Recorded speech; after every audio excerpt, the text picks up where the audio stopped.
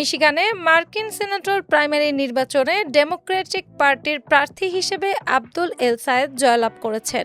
তিনিই প্রথম মুসলিম প্রার্থী যিনি নভেম্বরের মধ্যবর্তী নির্বাচনের আগে মার্কিন সিনেটর দলীয় মনোনয়ন পেয়েছেন।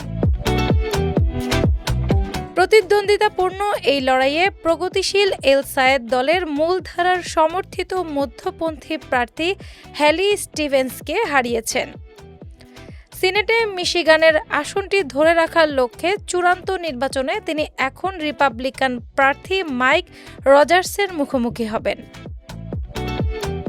স্টিভেন্সের নির্বাচনী দল পরাজয় স্বীকার করে নেওয়ার পরই অ্যাসোসিয়েটেড প্রেস নির্বাচনের চূড়ান্ত ফলাফল ঘোষণা করে। তুলনামূলক কম ব্যবধানের এই জয় ইঙ্গিত দেয় যে ডেমোক্রেটিক পার্টির ভবিষ্যৎ রাজনৈতিক অবস্থান নিয়ে ভোটাররা কিছুটা দ্বিধাদ্বন্দ্বে আছেন। তবে এবারের নির্বাচনে মিশিগানের ভোটাররা প্রগতিশীল ধারার অন্যান্য একাধিক প্রার্থীকেও বিপুলভাবে নির্বাচিত করেছেন।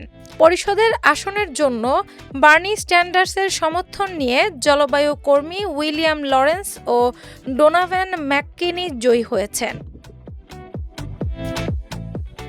মিশিগান রাজ্যের রাজনৈতিক ইতিহাস বেশ বৈচিত্র্যময়, যেখানে ডোনাল্ড ট্রাম্প ও জো বাইডেন উভয়ই জয় পেয়েছিলেন। বর্তমানে রাজ্যটির দুটি সিনেট আসনই ডেমোক্র্যাটদের দখলে থাকায় এই আসনটি টিকিয়ে রাখা দলের জন্য খুব জরুরি।